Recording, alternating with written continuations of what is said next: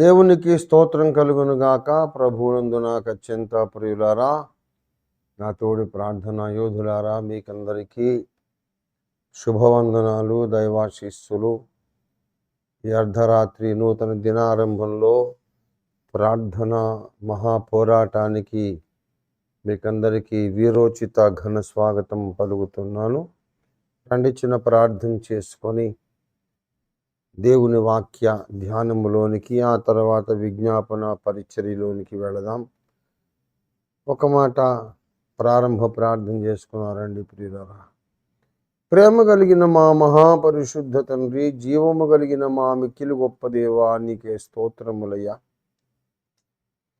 అత్యంత కృపా భరితుడా, నీకు స్తోత్రములు. మా జీవితంలో మరొక నూతన దినాన్ని ఆరంభించి ఈ నూతన దినారంభపు తొలి ఘడియల్లోనే నీ దివ్యపాద సన్నిధిలో మేమందరము ధన్యకరమైన సమయాన్ని గడపడానికి యెహోవా జ్ఞాపకకర్తలుగా, యెరూషలేము ప్రాకారముల మీద ఉన్న కావలివారుగా మా పరిచర్య చేయడానికి మమ్మల్ని బలపరిచి, మమ్మల్ని సిద్ధపరిచి, ఆయత్తపరిచి, మమ్మల్ని తోడుకొని వచ్చి సమావేశపరిచినందుకాయ అంతర్యామి నీకు వందనాలు, స్తుతులు, కృతజ్ఞత స్తోత్రములు చెల్లిస్తున్నా. దయామయుడమైన మా కన్న తండ్రి, దిగి వచ్చి మమ్మల్ని అందరినీ మీరు మీ పరిశుద్ధాత్మ వశులుగా చేసుకొని అద్భుతమైన ప్రార్థన పరిచర్య రాత్రి కాలం మీరే జరిగించమని యేసు పరిశుద్ధ నామములో స్తుతించి ప్రార్థిస్తున్నాము తండ్రి, ఆమేన్.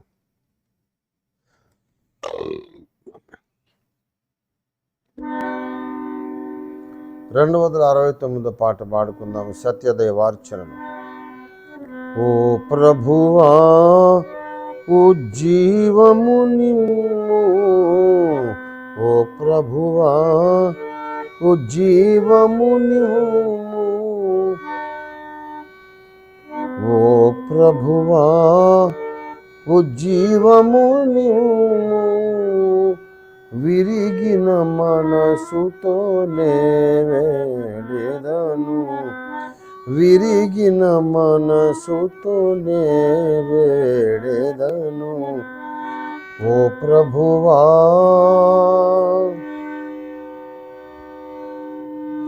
కోల్పోయి తిని మొదటి ప్రేమను, చల్లారిపోయే నీ ప్రేమ నాలో. కోల్పోయి తిని మొదటి ప్రేమను, చల్లారిపోయే నీ ప్రేమ నాలో.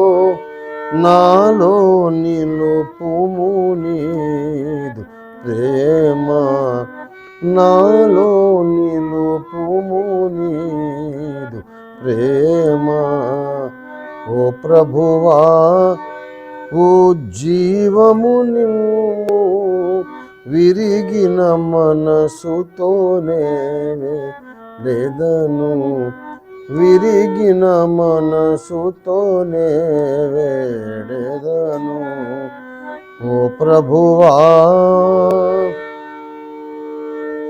పడిన వారి ఆశ్రయమా, విడువబడిన వారి సహాయుడా, పడిన వారి ఆశ్రయమా, విడువబడిన వారి సహాయుడా, గాయపు చేతితో లేపుమా, గాయపు చేతితో లేపుమా, ఓ ప్రభువా.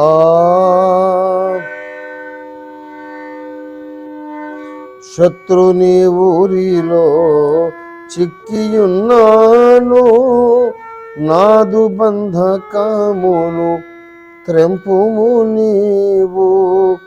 శత్రుని ఊరిలో చిక్కియున్నాను, నాదు బంధకమును తెంపుము నీవు. ఆనందము నిమ్ము మరలా నాకు, ఆనందము నిమ్ము మరలా నాకు. ఓ ప్రభువా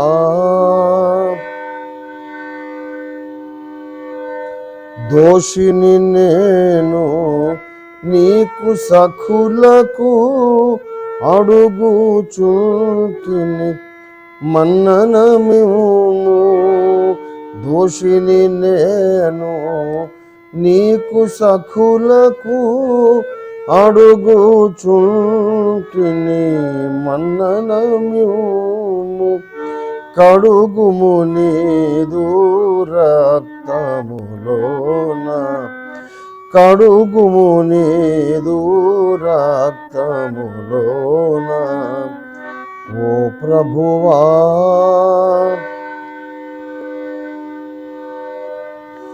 ఐక్యతాయే నాయభిలాష, నాలో చేదును తొలగించుము.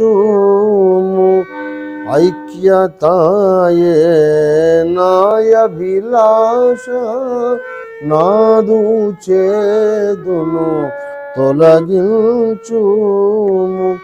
శత్రుని శక్తిని ఓడించుము, శత్రుని శక్తిని ఓడించుము. ఓ ప్రభువా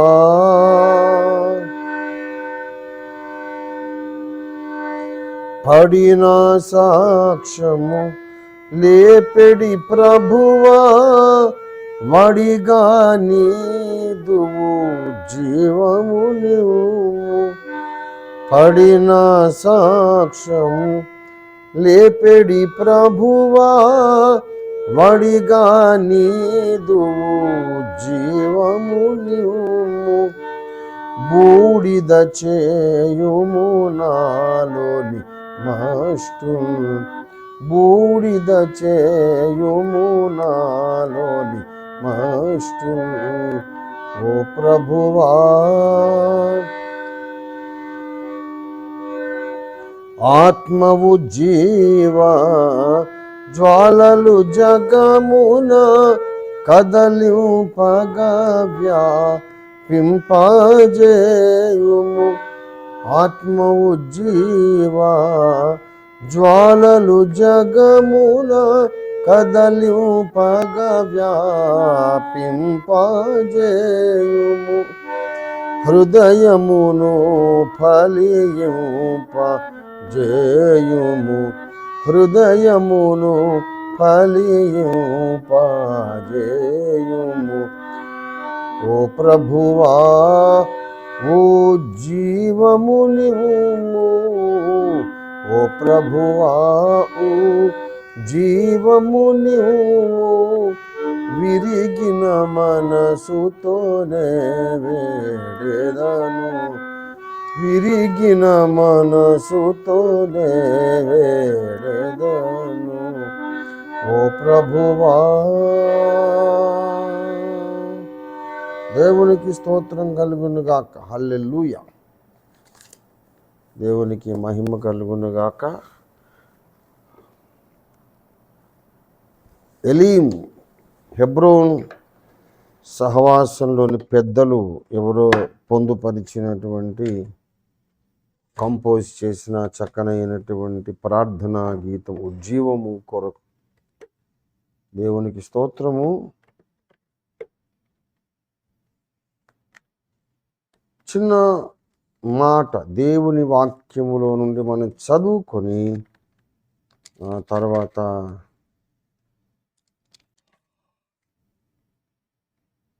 క్లుప్తముగా మనము ధ్యానించుకొని ప్రార్థనలోకి వెళ్ళిపోదాం. అందరికీ వందనాలు. మీరందరూ కూడా నాతో పాటు ఏకీభవించి నా పిలుపుకు స్పందించి, నా పిలుపు కాదు నాకంటే పైవాడైనటువంటి, అందరికంటే పైవాడైనటువంటి దేవుని పిలుపుకు లోబడి స్పందించి వచ్చినటువంటి ధన్యులు. దైవజనుడి ఇచ్చిన పిలుపు అది దైవజనుడి స్వరం కాదు, దేవుడే అతనిలో నుండి ఈ పిలుపునిచ్చాడని గ్రహించి, గుర్తించి, ఆమోదించి, స్పందించి విధేయులై వచ్చినటువంటి ధన్యులు మీకందరికీ కూడా మరోసారి నేను నా నమస్కారాలు, వచ్చినందుకు కృతజ్ఞతలు, మీకు దైవాశీస్సులు పలుకుతున్నాను. ప్రియా దేవుని బిడ్డలారా, చాలా చాలా సంతోషం. మరి 60 సిస్టమ్స్ కనెక్టెడ్గా ఉన్నాయి. కనీసం 100 మంది అయినా ప్రార్థనలో ఉన్నారు మనతో. That is a big force. That's a big spiritual army.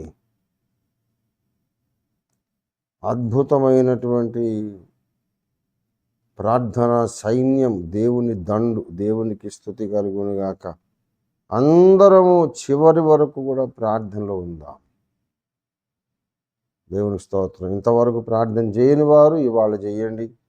ఎవరు ప్రార్థన చేసినా, ఏ ఒక్కరు ప్రార్థన చేసినా మిగతా వాళ్ళందరూ కూడా నిద్రపోకుండా అడుగడుగున క్షణక్షణం ఉచ్చరించబడుతున్న ప్రతి ప్రార్థన విన్నపములో ప్రతి అక్షరానికి ఏకీభవిస్తూ ఉండండి. ఇక్కడ ఒక 10-12 గొంతుకలు వినబడతాయేమో, కానీ పరలోకంలో మొత్తం 100 గొంతుకలు వినబడతాయి. ఇక్కడ ప్రార్థన చేయని వాళ్ళు కూడా మనసులో ప్రార్థన చేస్తూ ఉండాలి. వాళ్ళ గొంతు దేవుడు వింటాడు. ఇది చాలా deadly serious affair, a very serious activity. Prayer అంటే చాలా గంభీరమైనటువంటి ఒక కార్యక్రమం. దేవుడు మన స్వరాలు, మన విన్నపములు వినడానికి ఉత్సాహంగా ఎదురు చూస్తున్నాడు. రండి, మనం దేవునికి మన విన్నపములు తెలియపరచడానికి మనం సన్నద్ధులము కావడం కొరకు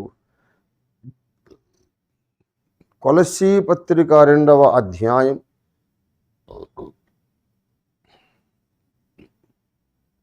13-15 వచనాలు అంటే కలిసి ఉన్నాయి. అవి 13, 14, 15 వచనాలు కలిసి ఉన్న ఆ లేఖన భాగాన్ని చదువుకుందాం. ప్రియులారా, గమనించండి, దయచేసి చిత్తగించండి. దేవుడే మాట్లాడతాడో విందాం, వినడానికి ఇష్టపడదాం, సిద్ధంగా ఉందాం. మరియు అపరాధముల వలనను శరీరమందు సున్నతి పొందక ఉండుట వలనను మీరు మృతులై ఉండగా దేవుడు వ్రాత రూపకమైన ఆజ్ఞల వలన మన మీద రుణముగాను మనకు విరోధముగాను ఉండిన పత్రమును మేకులతో సిలువకు కొట్టి దాని మీది చేవ్రాతను తుడిచివేసి మనకు అడ్డము లేకుండా దానిని ఎత్తివేసి మన అపరాధములనన్నిటినీ క్షమించి ఆయనతో కూడా మిమ్మును జీవింపజేసెను. ఆయన ప్రధానులను అధికారులను నిరాయుధులనుగా చేసి సిలువ చేత జయోత్సవముతో వారిని పట్టి తెచ్చి బాహాటముగా వేడుకకు కనపరచెను. దేవుడి వాక్యమును మన వినికిడిలో ఆశీర్వదించి ఫలింపజేయునుగాక. చిన్న విన్నపం దేవుని సన్నిధిలో ఉంచుదాము. రండి ప్రియులారా. మికిలి ప్రేమామయుడవైన మా పరిశుద్ధ పరలోకపు తండ్రి, మా పరమరాజా, నిన్ను స్తుతిస్తున్నాం. చదవబడిన లేఖన భాగము కొరకు నీకు స్తోత్రములయ్యా. దయచేసి దయపాలించి మా మధ్యకు దిగివచ్చి మాతో ఈ రాత్రి వేళ మాటలాడమని, ప్రార్థన కొరకు మమ్మను సన్నద్ధులను చెయ్యమని. దేవా, నాతో మాటలాడుము, అందరితోనూ మాటలాడుము. దేవా, నాకు కనబడుము, అక్షరాల అందరికీ కనబడుమని నీ దయను బట్టి, నీ కృపను బట్టి ధైర్యము తెచ్చుకొని యేసయ్య నామములో స్తుతించి ప్రార్థిస్తున్నాము తండ్రి. ఆమేన్, ఆమేన్, ఆమేన్. ప్రభునందు నాకు అత్యంత ప్రియులారా, ఎక్కువ ప్రసంగం ఉండదు ఈ రాత్రి. ఒకే ఒక విషయం దేవుడు మీతో పంచుకోమన్నారు. అదేమిటంటే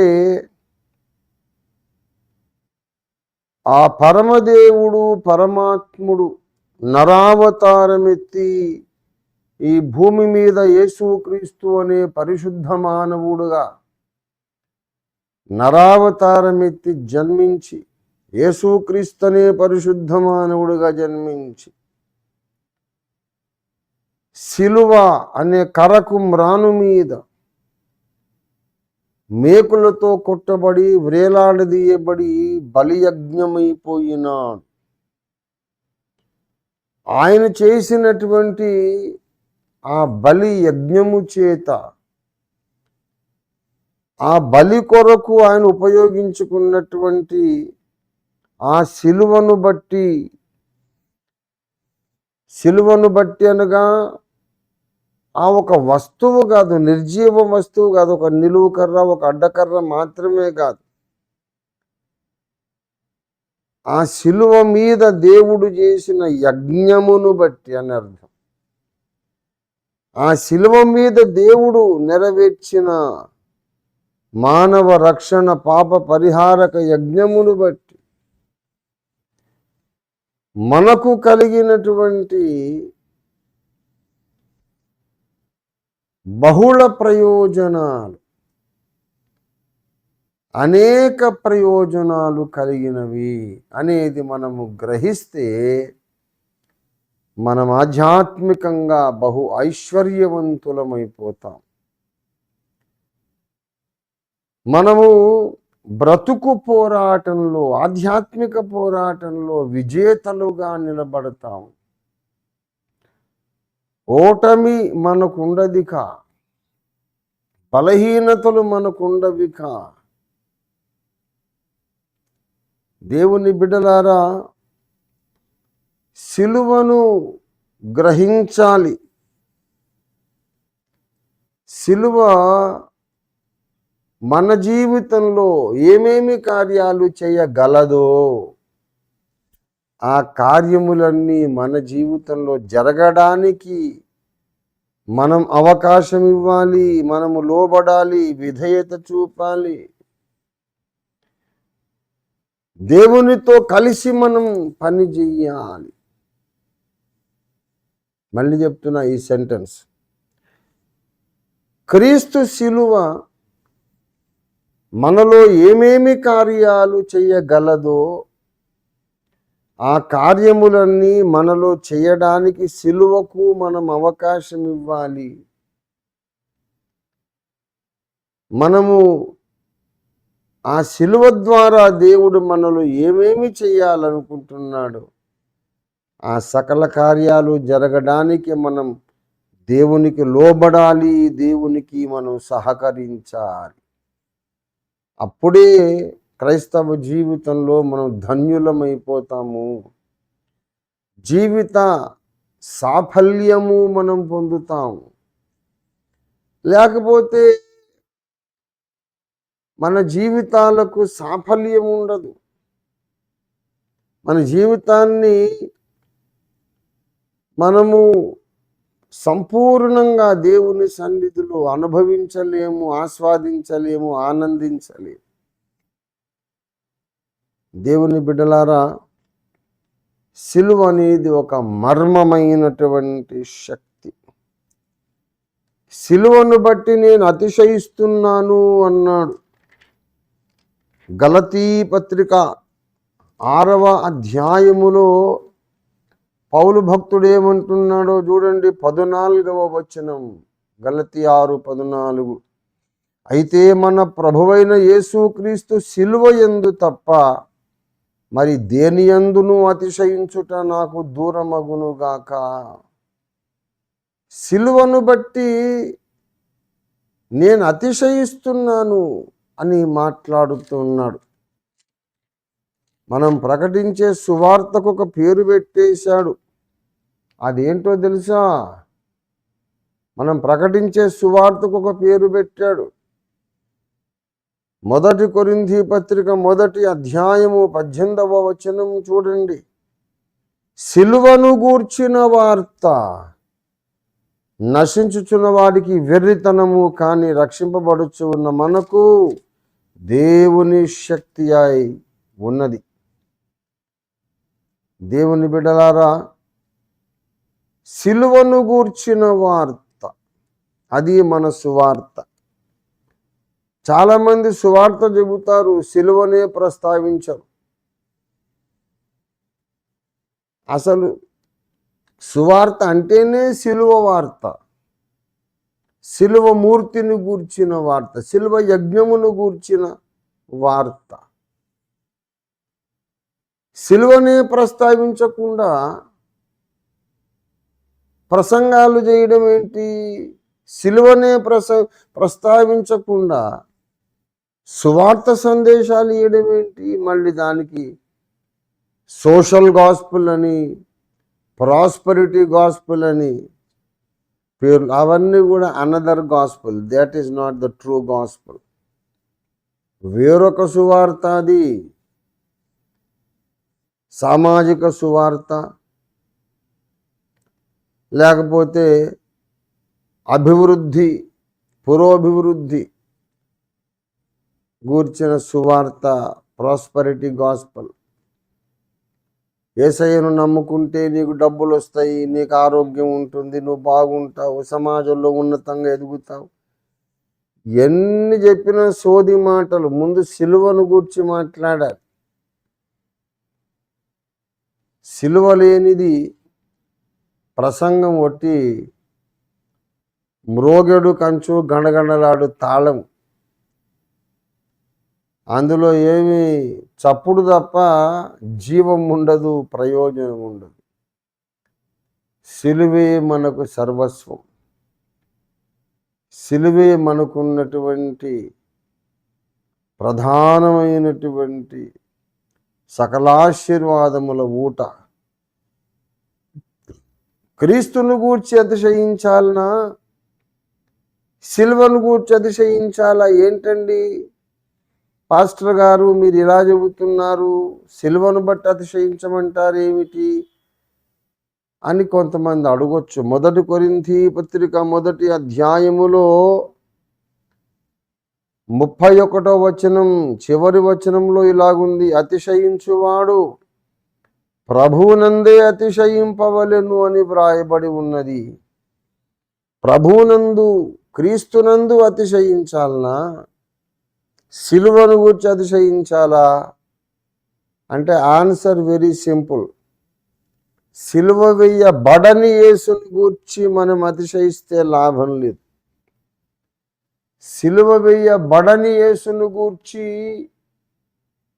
మనం అతిశయించడానికి అవకాశం లేదు, భయపడాల్సిన అవకాశం ఉంది అంతే. సిలువ వేయబడని యేసు భయంకరుడు. సిలువ వేయబడని యేసు తండ్రి సన్నిధికి మనం చేరకుండా ఆయనే అడ్డగిస్తాడు. ఈ మాట బహు లోతైన, నిగూఢమైన, వాస్తవమైన సత్యం. నిజంగా ఇది బహులోతైనటువంటి ఆధ్యాత్మిక మర్మము. నేను చెబుతున్నాను, వాస్తవం ఇది. సిలువ వేయబడకపోతే మనం దేవుని సన్నిధికి చేరకుండా అడ్డుకునేదే యేసు. సిలువ వేయబడని యేసు మనకు ఆయన అతిశయ కారణం కాదు, మనకు ఆయన భయ కారణం. దయచేసి హెబ్రీ పత్రిక 10వ అధ్యాయము 19-20 వచనాలు చూడండి. సహోదరులారా, యేసు మన కొరకు ప్రతిష్ఠించిన మార్గమున, అనగా నూతనమైనదియు జీవము గలదియు ఆయన శరీరము అను తెర ద్వారా ఏర్పరచబడినదియునైన మార్గమున ఆయన రక్తము వలన పరిశుద్ధ స్థలమునందు ప్రవేశించుటకు మనకు ధైర్యము కలిగి ఉన్నది అని చెబుతున్నాడు. యేసు శరీరాన్ని దేంతో పోల్చాడు? తెరతో పోల్చాడు. తెర దేని కొరకు ఉన్నది? ద్వారాన్ని మోయటానికా తెర? ద్వారాన్ని తెరవడానికా? ప్రత్యక్ష గుడారంలో తెర ఉంది, అడ్డతెర. అడ్డతెర ఎందుకున్నది? ద్వారాన్ని మూయటానికా తెరవడానికా? మూయడానికే. మనకు తెలుసు. దేవుని బిడ్డలారా, తెరకు ఆవల, హెబ్రీ పత్రిక 9:3 చూడండి. రెండవ తెరకు ఆవల అతి పరిశుద్ధ స్థలమును గుడారము ఉండెను. తెరకు అవతల ఆ తెర ఉన్నది కనుక 9వ వచనము చూడండి, 8వ వచనం, హెబ్రీ 9వ అధ్యాయం 8వ వచనం.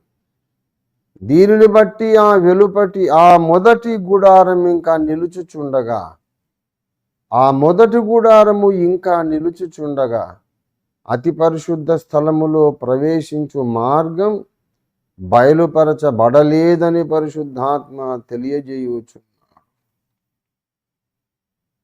తెర ఉన్నది. అతి పరిశుద్ధ స్థలంలోకి వెళ్ళడానికి మార్గము అర్థం కాలేదు, మార్గం ఇంకా బయలుపరచబడలేదు. మానవులకు ఆ మార్గము తెలియలేదు. ఎలా లోపలికి వెళ్ళాలి? లోపల దేవుడు ఉన్నాడు, కరుణాపీఠం ఉన్నది, కరుణాపీఠం మీద దేవుడు ఉన్నాడు. కానీ అక్కడికి ఎలా వెళ్ళాలో మానవ జాతికి బయలుపరచబడలేదు. మార్గం లేదు. దేవుడైతే ఉన్నాడు కరుణాపీఠం మీద, సమయోచిత కృపలన్నీ ఇవ్వడానికి దేవుడు రెడీగా ఉన్నాడు. అక్కడికి వెళ్ళడానికి అవకాశం లేదు, దారి దొరకలేదు. అందుచేత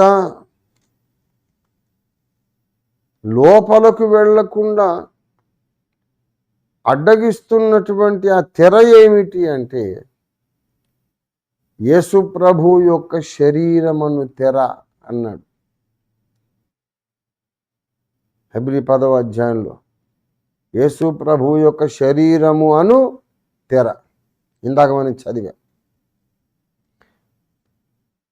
ఆ తెర అని అడ్డంకి, ఆ తెర ఇప్పుడు ద్వారముగా మారిపోతుంది.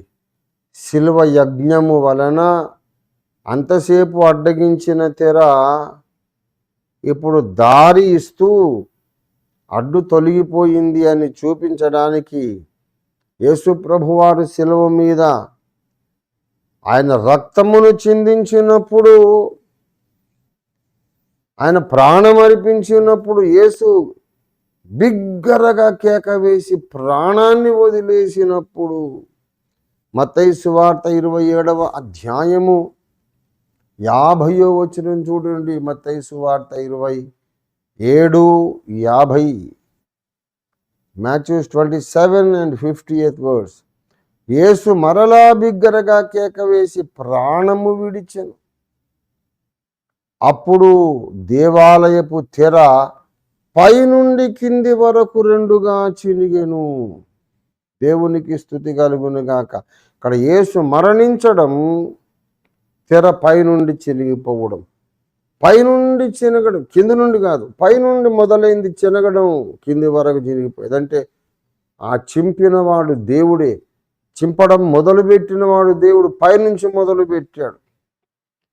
ఇంతకాలం మానవులను నా సన్నిధికి రాకుండా అడ్డగించిన ఈ తెరను నేను చింపేస్తున్నాను. నా కుమారుడైన యేసు బలి అయినాడు గనుక, ఆయన బలి కావడం, ఈ తెర చినగడం రెండు ఒకటే. రెండిటికి ఒక పోలిక ఉంది, సామ్యం ఉంది. సాదృశ్య రూపకంగా అసలు యేసు శరీరమే ఆ తెర అని చెప్పాడు హెబ్రీ 10వ అధ్యాయం. యేసు శరీరమును తెర చినిగిపోయింది అంటే అంతవరకు ఆపింది కూడా ఆ తెరే అన్నమాట. కల్వరి శిలువ మీద యేసు శరీరం అనే తెర చినిగిపోయింది. అంతకుముందు ఆరాధకులు, భక్తులు, అన్వేషకులు దేవుని దగ్గరికి రాకుండా అడ్డగించిందే యేసు శరీరం. అడ్డగిస్తున్నాడు గనుకనే ఆయన తానే చినిగిపోయి మనకు దారి కలిగించాడు. గనక సిలువ వేయబడని క్రీస్తు మనకు ఒక పెద్ద అడ్డుబండ, దేవుని సన్నిధిలోకి రానివ్వని ఒక అడ్డుబండ ఆయన. మనం దేవుని సన్నిధిలోకి రాకుండా అడ్డగించే తెర ఎవరంటే సిలువ వేయబడని యేసు. అయితే అంతవరకు అడ్డగించిన యేసు ఇప్పుడు సిలువ వేయబడినప్పుడు ఆయన చిరిగిపోయినాడు, తెర చినిగిపోయింది, దారి బయలుపరచబడింది, దారిని గూర్చిన సమాచారం బయటకు వచ్చింది. ప్రియ దేవుని బిడ్డలారా, సిలువను గూర్చి అతిశయించాలనా, క్రీస్తును గూర్చి అతిశయించాలనా అంటే అది ఒక శుద్ధ తెలివి తక్కువ ప్రశ్న. సిలువ వేయబడని యేసును గూర్చి అతిశయించడానికి ఏమి ఉండదు బాబు. భయపడడము, పారిపోవడమే మన పని. అదే యేసు మనల్ని భయపెట్టి తరిమేసిన దేవకుమారుడే సిలువ మీద చెనిగిపోయినప్పుడు ఆయనే ద్వారమైనాడు మనల్ని తండ్రి సన్నిధికి చేర్చడానికి. గనుక మేము సిలువ వేయబడిన క్రీస్తును ప్రకటిస్తున్నామన్నాడు పౌలు. సిలువ వేయబడని క్రీస్తును మేము ప్రకటించాము, అందువల్ల ఏం ప్రయోజనం లేదు. యేసును గూర్చి ఎన్ని గొప్ప సంగతులు చెప్పినా ఆయన సిలువ వేయబడ్డాడు అని చెప్పినప్పుడే ఆ గొప్ప సంగతులకన్నిటికీ విలువ, ప్రయోజనం వస్తుంది. దానివలన మనకు క్షేమాభివృద్ధి కలుగుతుంది. యేసును గూర్చి ఎన్నో గొప్ప గొప్ప సంగతులు చెప్పి సిలువను అసలు ప్రస్తావించనే లేదనుకోండి, అది శుద్ధ దండగమారి ప్రసంగం. గనక ప్రియులారా, సిలువ అనేది మనకు అతిశయ కారణం. దేవునికి స్తోత్రం కలుగునుగాక. ఏ రోగి వచ్చినా, ఏ సమస్యతో ఎవరు వచ్చినా వాళ్ళ విడుదల కొరకు ప్రార్థన చేయాలంటే నుదుటి మీద సిలువ గుర్తు వేసి చెయ్యి ఉంచి ప్రార్థన చేస్తాం. అనంతమైన దైవశక్తి ఆ వ్యక్తిలోకి రిలీజ్ అవుతుంది. నమ్మిన ఎడల అతడు దేవుని మహిమను చూస్తాడు. అలా మహిమను చూచిన వారు కోట్ల మంది ఉన్నారు.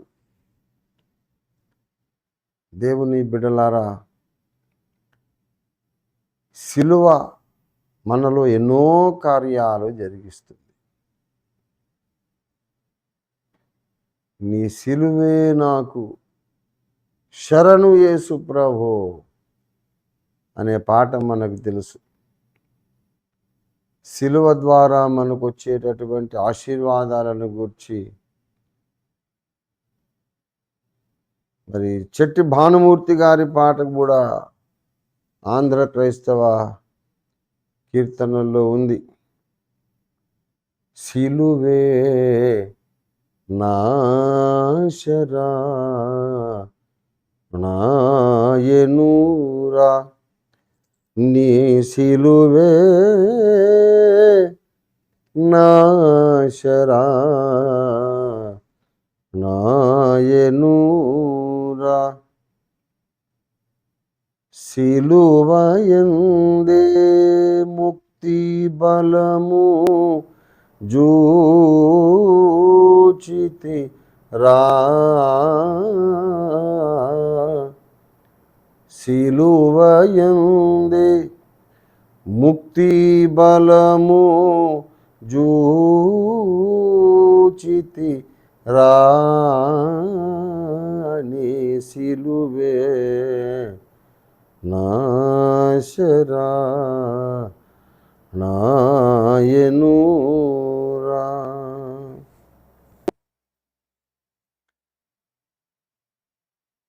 చెట్టి భానుమూర్తి గారి అద్భుతమైన జ్ఞాన గీతము సిలువను గూర్చిన మర్మములను ధ్యానించి ప్రభువును ప్రస్తుతించే గీతం. దేవుని బిడలారా, సిలువ మన కొరకు ఏమేమి చేస్తున్నది అంటే, సిలువ రక్తము చేత మనం దేవునితో సంధి చేసుకుంటున్నాము. ఇది ఫస్ట్ అండ్ ఫార్మోస్ట్ థింగ్. అదే కొలసీ పత్రిక 1వ అధ్యాయం 19వ వచనంలో సిలువ రక్తము చేత సంధి చేసి, సిలువ రక్తము చేత దేవునితో మనము సంధి చేసుకుంటున్నాం. దేవుడు మనలను తనతో సమాధానపరుచుకుంటున్నాడు అని 2వ కొరింథీ పత్రిక 5వ అధ్యాయము 18వ వచనం. 2వ కొరింథీ 5:18 చూడండి దయచేసి. సమస్తము దేవుని వలనైనవి, ఆయన మనలను క్రీస్తు ద్వారా తనతో సమాధానపరుచుకొని ఆ సమాధానపరుచు పరిచర్యను మాకు అప్పగించెను. క్రీస్తు ద్వారా సమాధానపరుచుకున్నాడు అంటున్నాడు. క్రీస్తు ద్వారా అంటే ఎలాగా? ఆయన సిలువ వేయబడము ద్వారా, సిలువ వేయబడిన క్రీస్తు ద్వారా. ఇక్కడ కొలస్సీ 1:19లో క్లారిటీ ఇచ్చేస్తున్నాడు. ఆయన సిలువ రక్తము చేత సంధి చేసి మనం దేవునితో సమాధాన పడుతున్నాం. సిలువ మీద కాల్చబడ్డ రక్తము చేత. అంతకుముందు దేవునికి మనం శత్రువులమై ఉంటిమి, దూరస్థులమై ఉంటిమి, దేవుడు లేని వారమై దిక్కులేని బ్రతుకుచుంటిమి, నిరీక్షణ లేని వారమై ఉంటిమి, దేవుని నుండి ఎలాంటి వాగ్దానము లేని వారమై ఉంటిమి. ఇప్పుడు సిలువ రక్తము ద్వారా మనకు దేవుడు ఉన్నాడు, దేవుని వాగ్దానాలు ఉన్నాయి, దేవునికి సమీపస్థులమైనాము. ఈ విషయం ఎఫెసీ పత్రిక 2వ అధ్యాయములో చెప్పబడింది. 2:13 ఆయనను మునుపు దూరస్థులైన మీరు ఇప్పుడు క్రీస్తు యేసునందు క్రీస్తు రక్తము వలన సమీపస్థులై ఉన్నారు. దేనికి సమీపస్థులు? ఎవరికి సమీపస్థులు? దేవునికి సమీపస్థులు. క్రీస్తు రక్తము వలన మీరు దేవునికి సమీపస్థులై ఉన్నారు. దేవుని బిడ్డలారా 12వ వచనం చూడండి. లోకమందు దేవుడు లేని వారై ఉండి క్రీస్తునకు దూరస్థులై ఉన్నారని మీరు జ్ఞాపకం చేసుకొనండి. ఆ కాలమందు దేవుని ఎరగనప్పుడు, యేసుక్రీస్తుని అంగీకరించినప్పుడు, యేసుక్రీస్తు సిలువ రక్తము కిందకి, సిలువ యజ్ఞము దగ్గరికి మీరు రాని దినాలలో అప్పుడు మీకు దేవుడు లేడు, మీరు క్రీస్తుకు దూరస్తులు. ఇప్పుడు క్రీస్తు రక్తము వలన దేవునికి క్రీస్తుకు సమీపస్థులై ఉన్నారు. సిలువ చేత దేవుడు గొప్ప కార్యాలు చేశాడు. దేవునికి స్తోత్రం కలుగునుగాక. దేవుని బిడ్డలారా, సిలువ వలన దేవుడు ఎన్ని గొప్ప కార్యాలు చేస్తున్నాడంటే, విశ్వాసికి మధ్యలో కూడా ద్వేషమును సంహరించి ఒక్క శరీరముగా మార్చేస్తున్నాడట. 16వ వచనం ఎఫెసీ 2:16 తన సిలువ వలన ఆ ద్వేషమును సంహరించి వారిద్దరిని సిలువ ద్వారా వీరిద్దరిని ఏక శరీరముగా చేసి దేవునితో సమాధానపరచవలెనని ఇలాగూ చేశాడు. ముందు దేవునితో సమాధానపరిచాడు. అలా దేవునితో సమాధానపడ్డ ఇద్దరు మనుషులను ఒకరితోనొకరు సమాధానపరిచాడు. ఇదంతా సిలువ ద్వారా ఆయన చేస్తున్నాడు. ఇది చాలా గొప్ప విషయం. దేవునితో మనకు సమాధానమే లేకపోతే మనం ఎవరము? దేవునికి శత్రువులమై ఉంటిమి, మనం దేవునికి దూరస్థులమై ఉంటిమి. స్వభావ సిద్ధముగా ఎఫెసీ పత్రిక 2:3లో చెప్పినట్లు ఎఫెసీ 2:3 చెప్పినట్టు మనము స్వభావ సిద్ధముగా దైవోగ్రతకు పాత్రులమై ఉంటుంది. స్వభావ సిద్ధంగా ఏం చేయకపోయినా స్వభావము వల్లనే మనము దేవుని ఉగ్రతకు పాత్రులమై ఉంటుంది. అది మన హోదా. ఇప్పుడు శిలువ రక్తము వలన దేవుని సొంత బిడ్డలమైపోయినాము. దేవుణ్ణి మన కన్న తండ్రిగా మనం సమీపించగలుగుతున్నాం. శిలువ అనేది మన జీవితంలో నూతన సువర్ణ అధ్యాయాన్ని ప్రారంభించింది. శిలువ రక్తము ద్వారా మనము కడుగబడుతున్నాము, శుద్ధి పొందుతున్నాము. ఇక ఆ అంశాలన్నీ మీరు ధ్యానం చేసుకోవచ్చు. మీరే ధ్యానం చేయండి. శిలువ రక్తం ద్వారా ఏమేం చేస్తున్నాడు ఆయన? ఎన్నెన్నో అద్భుత కార్యాలు చేస్తున్నాడు. 1 పేతురు 1:19 అమూల్యమైన రక్తము చేత అనగా క్రీస్తు రక్తము చేత మీరు విమోచింపబడితిరి అని మీరు ఎరుగుదురు కదా. యేసు రక్తము మనల్ని విమోచిస్తోంది. యేసు రక్తం మనల్ని దేవునితో సమాధానపరుస్తుంది. యేసు రక్తము విశ్వాసిని కూడా ఒకరిని సమాధానపరుస్తోంది. విశ్వాసులమైన మనం భూమి మీద తప్పటడుగులు వేసినప్పుడు, పొరపాట్లు చేసినప్పుడు, బలహీనమైన ఘడియల్లో దేవుణ్ణి మనం దుఃఖపరిచినప్పుడు 1 యోహాను పత్రిక 1 అధ్యాయములో చెబుతున్నాడు, యేసు రక్తము మనల్ని ప్రతి పాపము నుండి పవిత్రులుగా చెయ్యును. 7వ వచనం యోహాను రాసిన 1 పత్రిక 1 అధ్యాయం 7వ వచనం. ఆయన కుమారుడైన యేసు రక్తము ప్రతి పాపము నుండి మనలను పవిత్రులుగా చేయును. రక్తమే మనకు ఆధారం. యేసు రక్తమే మనకు ఆధారం. ఆ చక్కని పాట రాశాడు భక్తుడు, ఎవరో మహానుభావుడు. నీ రక్తమే నన్ను శుద్ధీకరించు,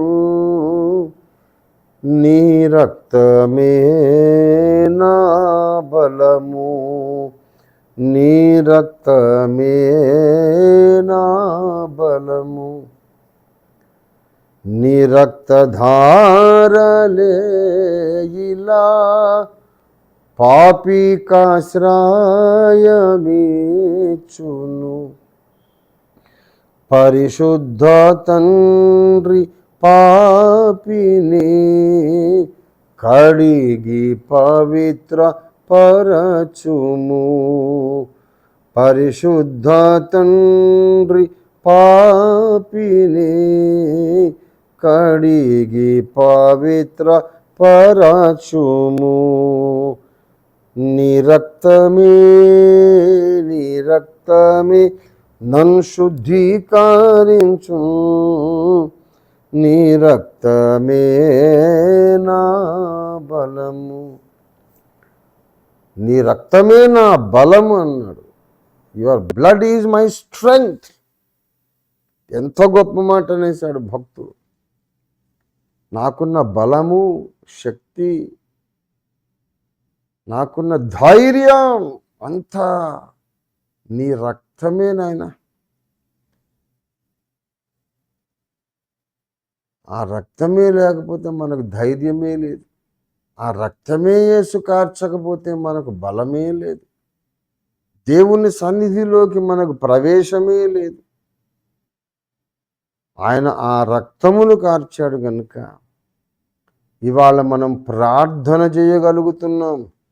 ఆయన పరిశుద్ధ రక్తాన్ని కార్చాడు కనుక ఇవాళ మన విన్నపములు దేవునికి తెలియజేయగలుగుతున్నాం.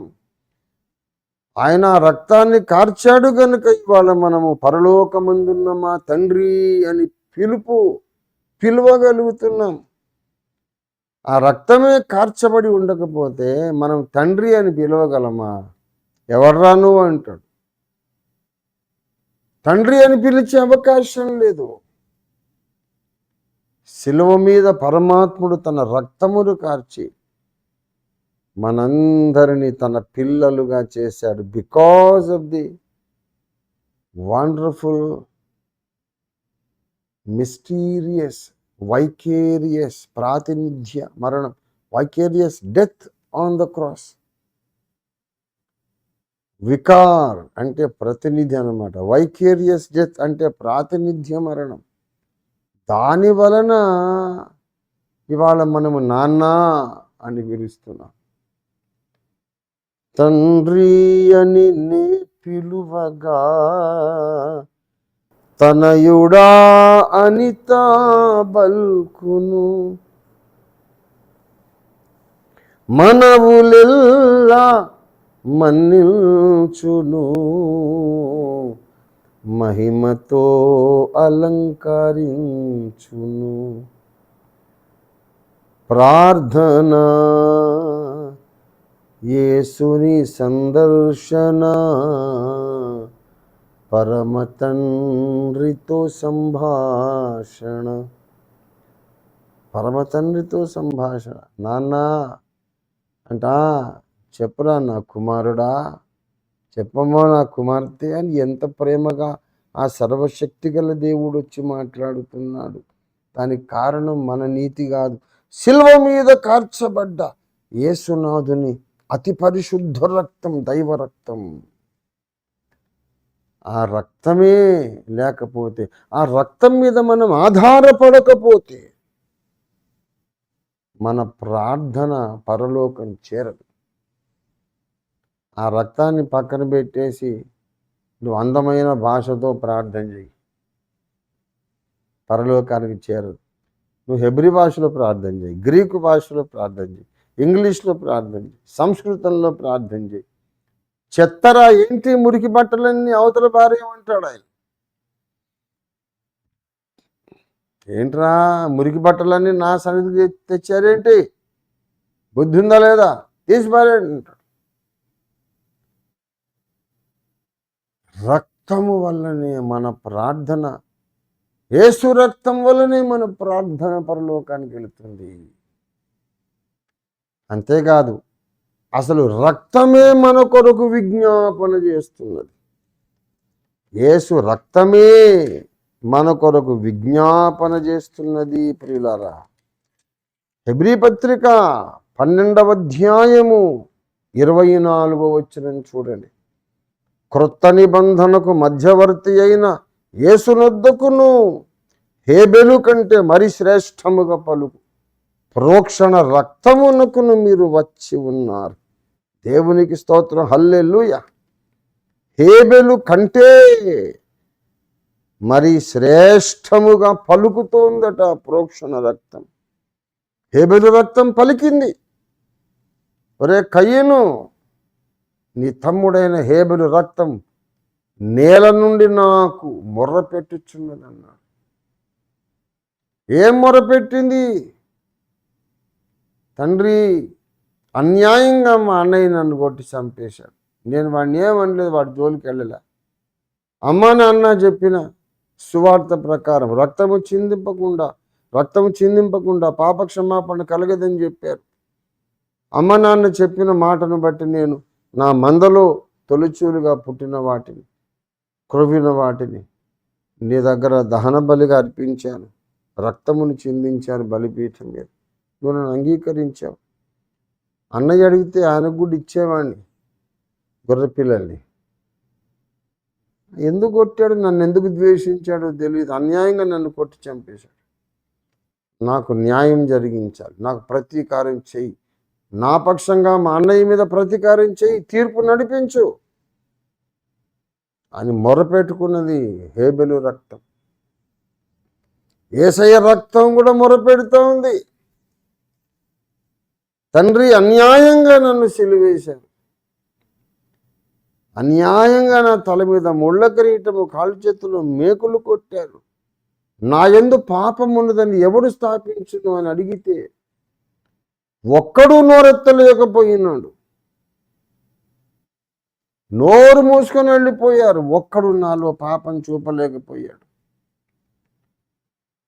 కానీ అదే నోళ్లతో సిలువ వేయము, సిలువ వేయమని కేకలు వేశారు. ఇతని యందు మరణమునకు తగిందేది లేదు అని పిలాతు చెబుతానే ఉన్నాడు, రోమన్ గవర్నర్.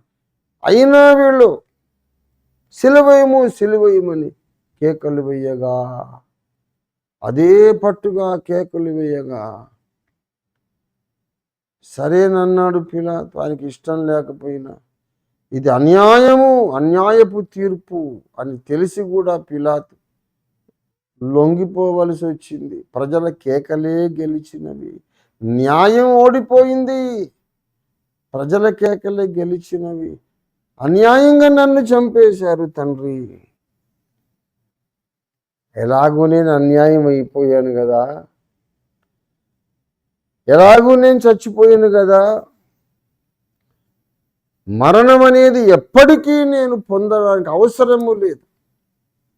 మరణం పొందడానికి ఎప్పటికీ అవసరం లేని వాడిని మరణమైతే పొందానుగా, ఎలాగూ నేను మరణం పొందేశాను గనక మరణానికి పాత్రులైన వీరినందరినీ రక్షించు అని మొరపెడుతోంది. రివర్స్లో యేసు రక్తం. అన్యాయంగా నేను చంపబడ్డాను, వాణ్ణి శిక్షించు అంటుంది హేబెలు రక్తం.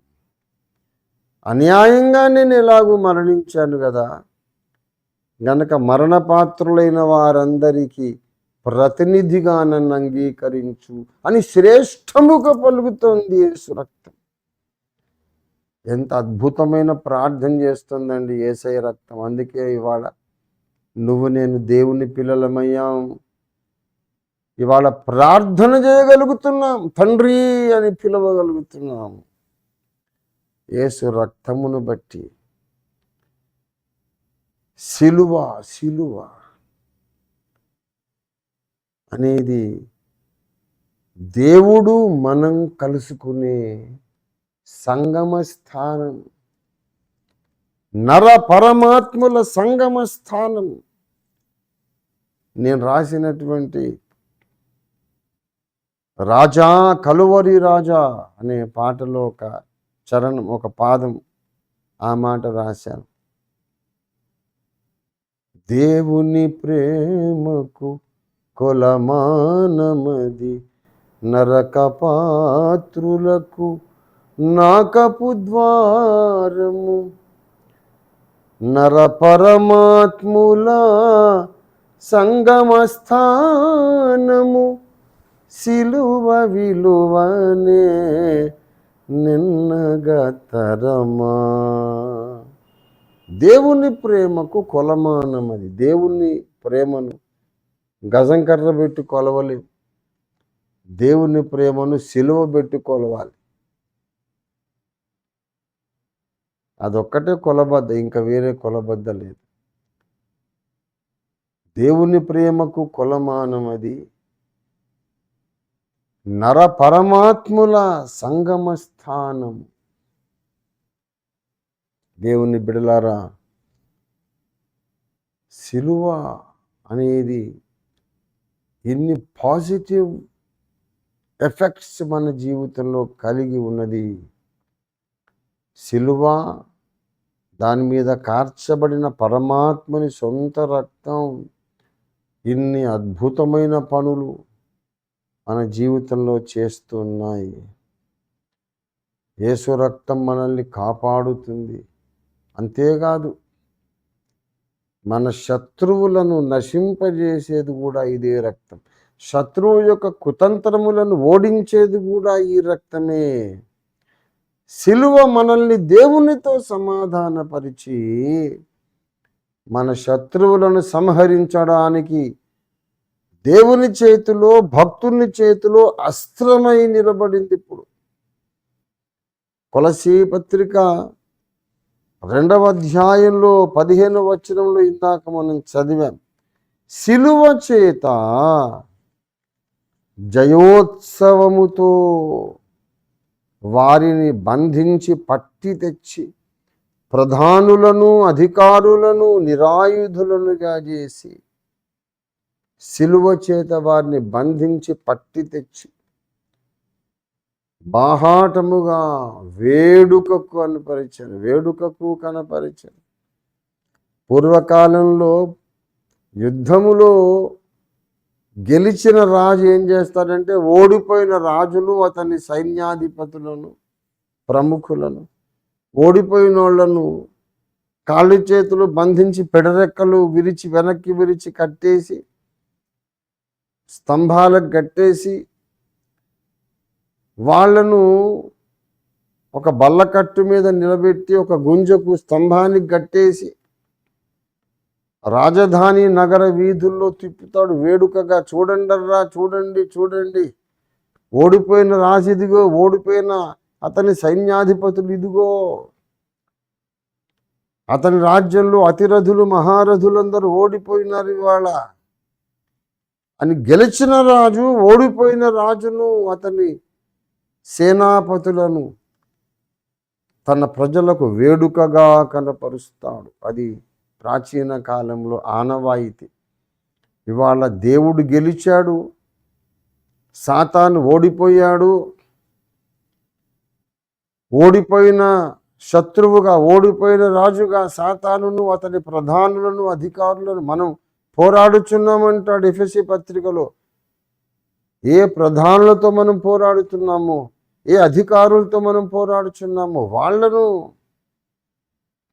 రెండవ ఆకాశంలో ఉన్నటువంటి దురాత్మలలో ఉన్నటువంటి ప్రధానులు అధికారులను, అంధకార రాజ్యములోని ప్రధానులు, అంధకార రాజ్యంలోని అధికారులను, సాతానును దేవుడు బంధించి తన ప్రజలకు చూపిస్తున్నాడు. ఇదిగోరా ఓడిపోయిన శత్రువులు, చూడండి, వేడుక చేసుకోండి. అలా బంధించే ప్రక్రియ సిలువ చేత అంటాడు.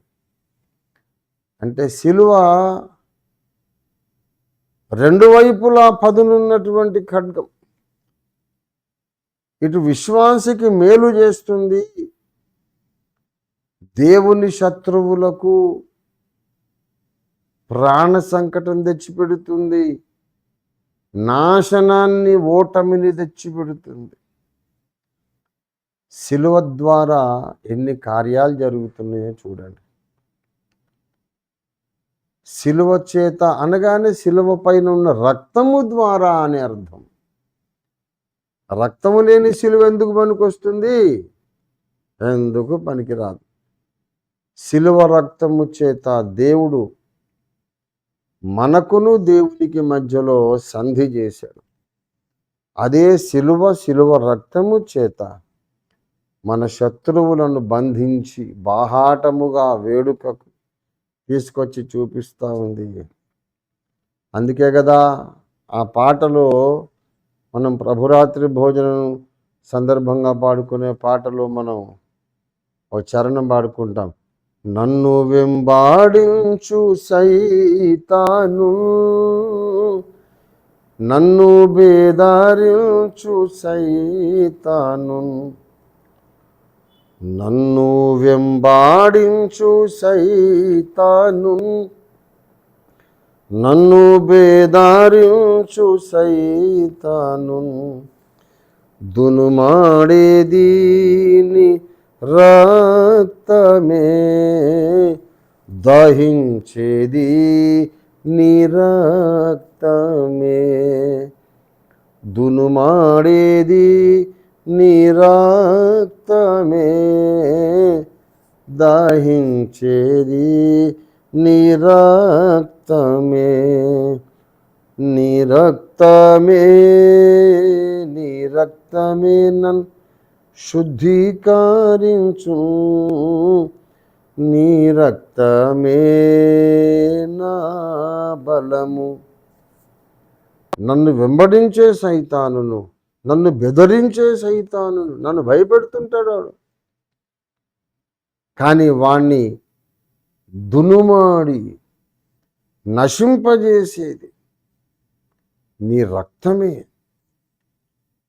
దేవుని బిడ్డలారా, యేసు రక్తము మనకేమో కాపుదలనిస్తుంది, సంరక్షణనిస్తుంది, శుద్ధీకరణ చేస్తుంది, దేవునితో సమాధానపరుస్తుంది, మన ప్రార్థనలు పరలోకానికి చేరుస్తుంది.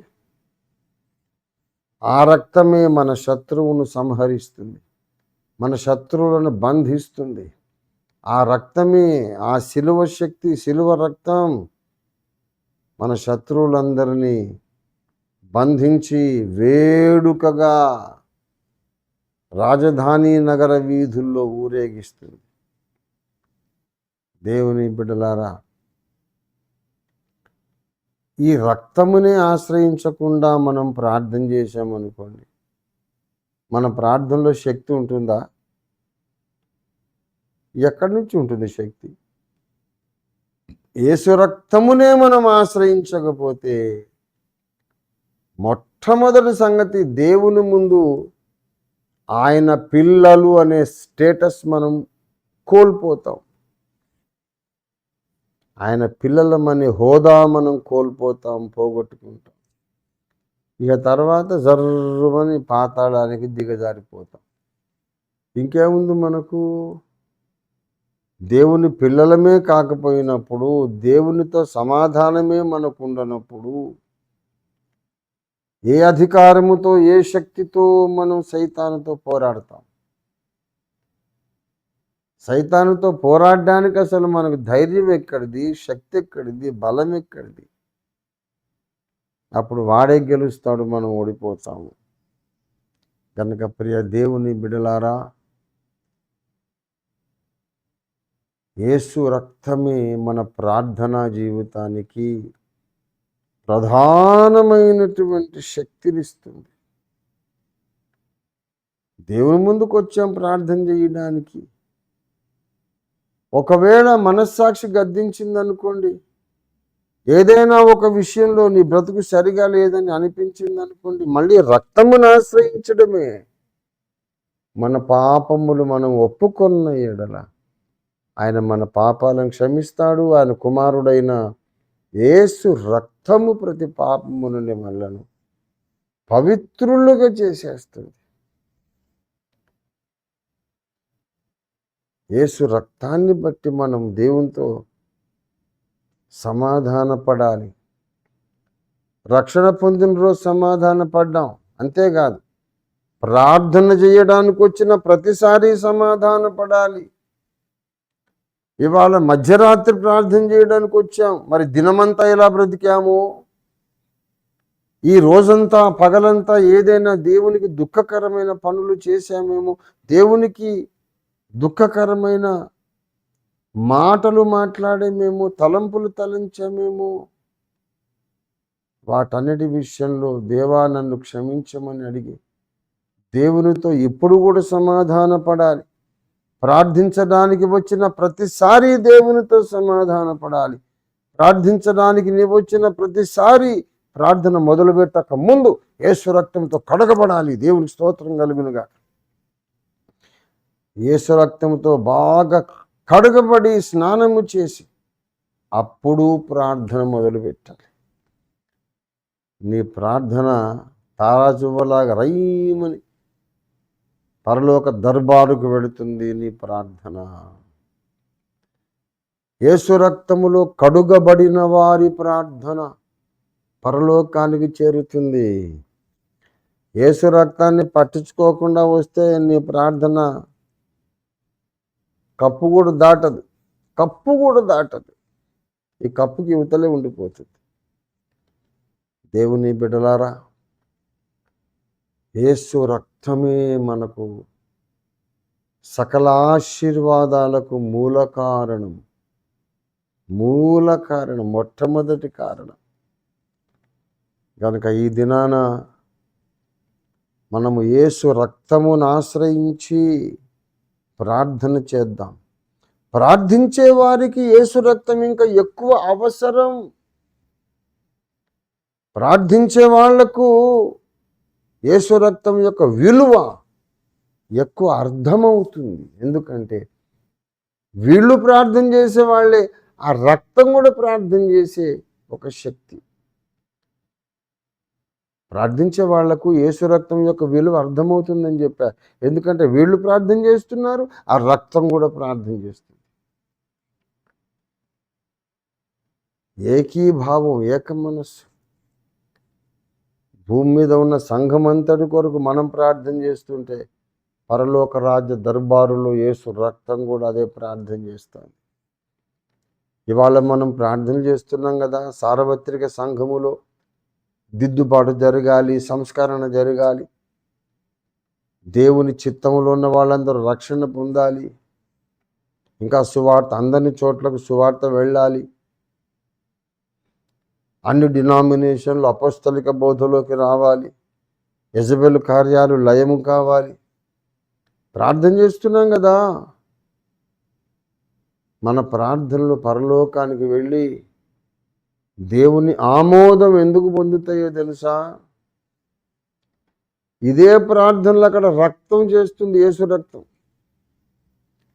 యేసు రక్తము శ్రేష్టముగా పలుకుచున్నది.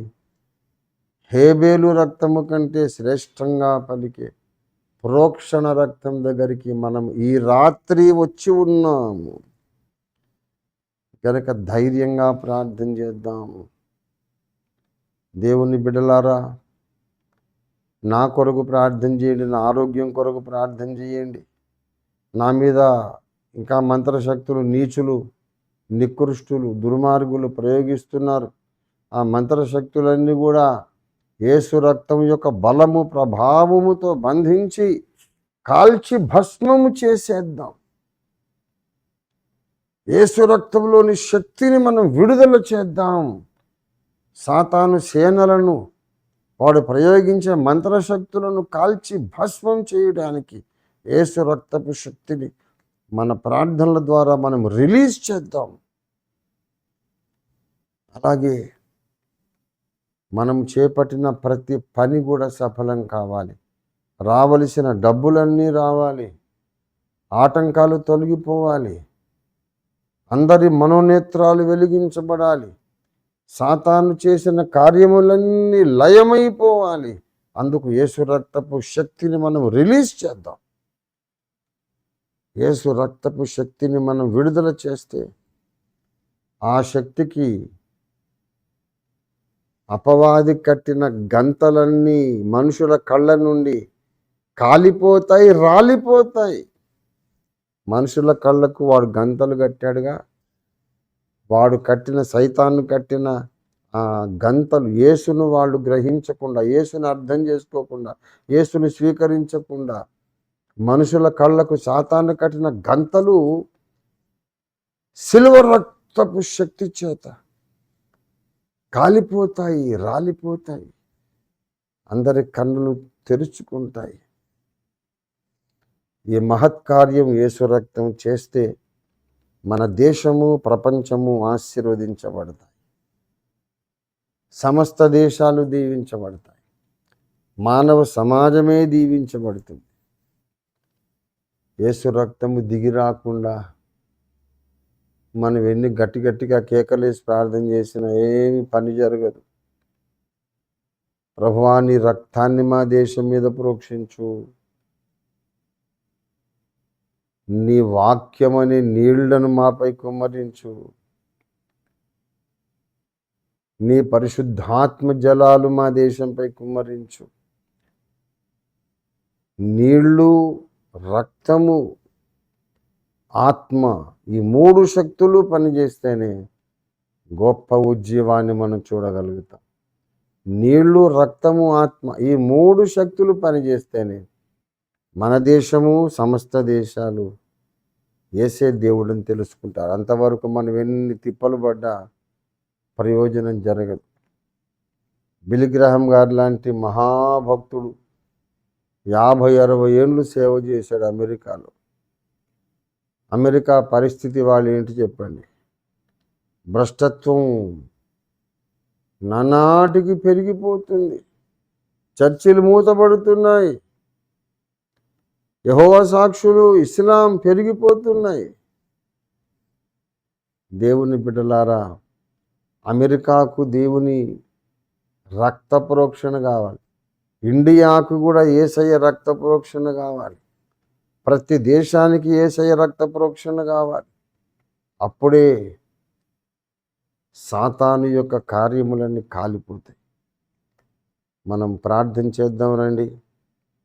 జరగబోతున్న థాయిలాండ్ మరి బ్యాంకాక్లో జరగబోతున్న దేవదర్శన దినోత్సవం అద్భుతంగా నిర్వహించబడాలని, ప్రపంచమే ఒక్కసారిగా ఉలిక్కిపడి ఈ దర్శనాన్ని తెలుసుకోవాలని మనం ప్రార్థన చేద్దాం.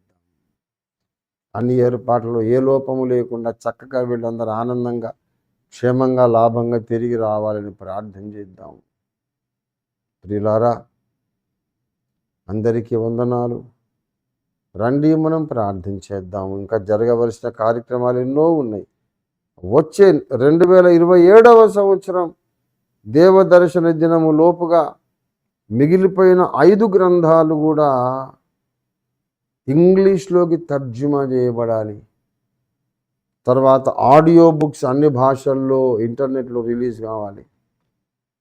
AI ద్వారా వైటల్ మెసేజెస్ అనే ముఖ్య సిద్ధాంతములన్నీ కూడా AI ద్వారా ప్రపంచ దేశాల భాషలు అన్నిటిలోకి తర్జుమా చేయబడి ఇంటర్నెట్లో నింపబడాలి. అన్వేషకులైన వారందరికీ కూడా సత్యం అందుబాటులోకి రావాలి. అందరి కన్నులు తెరవబడాలి. రండి మనం ప్రార్థన చేసుకుందాం.